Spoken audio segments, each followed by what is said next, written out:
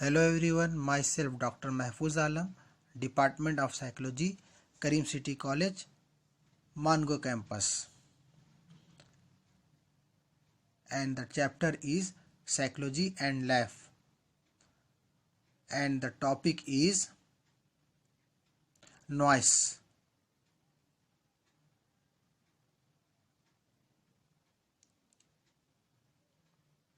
कोई भी ध्वनि या आवाज़ जो व्यक्ति में चिड़चिड़ापन पैदा करता है उसे शोर या कोलाहल कहा जाता है। आवाज़ का स्वरूप नेचर नियमित और अनियमित, रेगुलर और इरेगुलर कुछ भी हो सकता है। दैट मीन्स साउंड में भी रेगुलर और इरेगुलर। मनोवैज्ञानिकों द्वारा किए गए अध्ययन से यह भी जाहिर हुआ है कि आवाज़ की इंटेंसिटी, प्रिडिक्टेबिलिटी और कंट्रोलेबिलिटी 3 ऐसे गुण हैं जिनसे व्यक्ति के निष्पादन में परफॉर्मेंस पर प्रभाव पड़ता देखा गया है। इसका यह मतलब हुआ कि अगर आवाज़ की तेज़ी अधिक है और उसके बारे में पूर्वानुमान प्रिडिक्शन नहीं लगाया जा सकता है, इस पर व्यक्ति का कोई कंट्रोल भी नहीं होता है, तो वैसे आवाज़ का प्रभाव व्यक्ति के निष्पादन पर, परफॉर्मेंस पर काफ़ी बुरा पड़ता है। इतना ही नहीं, इससे व्यक्ति में दबाव भी पैदा होता है। मनोवैज्ञानिकों द्वारा किए गए शोधों से व्यक्तियों के व्यवहार पर पड़ने वाले शोर के कुछ अहम प्रभाव का पता चला है, जिसका वर्णन इस प्रकार से किया जा सकता है। Psychologist have described different impact of sound. Number 1, जब व्यक्ति कोई हल्का फुल्का मानसिक काम जैसे अंकों का जोड़ घटाव, गुना, भाग आदि कर रहा होता है तो कोलाहल या शोर चाहे तेज हो या हल्का, उसका मानव व्यवहार पर कोई खास असर नहीं पड़ता है। It does not impact any bad impact. Number 2, जब शोर रुक रुक कर आती है तो इससे व्यक्ति का व्यवहार काफ़ी प्रभावित हो जाता है और साथ ही साथ उसमें चिड़चिड़ापन का स्तर भी बढ़ जाता है। It increase the irritation level.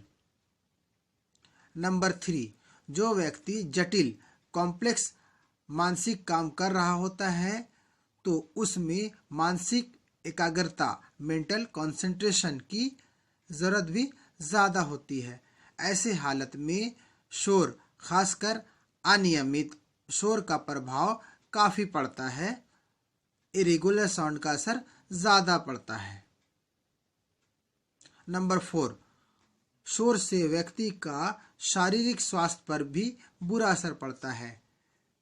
ट्रेहिएटिस and Robinson 1979 ने अपने अध्ययन में अपने शोध में पाया कि 120 डीबी यानी डिसिबल से अधिक स्तर के शोर में काम करने से कार्यकर्ताओं में अस्थायी बहरापन, टेम्पोररी बहरापन और 120 से ज़्यादा में परमानेंट बहरापन हो सकता है। कुछ शोधकर्ताओं ने यह भी पाया है कि लगातार तेज कोलाहल के स्तर में काम करने से व्यक्ति में रक्तचाप, ब्लड प्रेशर भी बढ़ जाता है।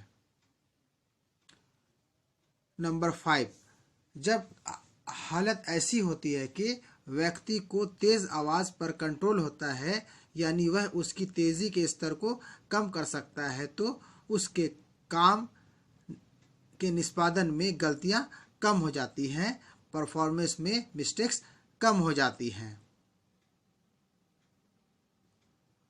नंबर 6, जब काम व्यक्ति के लिए मनोरंजक होता है, इंटरेस्टिंग होता है, तो साधारण तेज़ी के कोलाहल या शोर से उसका परफॉर्मेंस ज़्यादा प्रभावित नहीं होता है, ज़्यादा इफेक्टिव नहीं होता है। नंबर 7, शोर या कोलाहल से व्यक्तियों में चिड़चिड़ापन का स्तर बढ़ जाता है और वह एक तरह का अरुचिकर हालत होती है। इसलिए इसकी कमी होने से या उसे पूरी तरह नियंत्रित होने से कार्यकर्ताओं का, वर्कर्स का मनोबल, मोरल ऊंचा हो जाता है।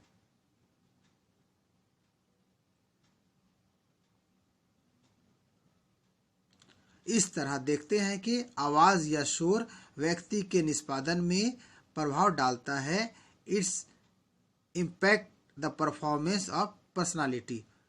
So hope student you have understood this topic very well and keep watching my next videos. Thank you.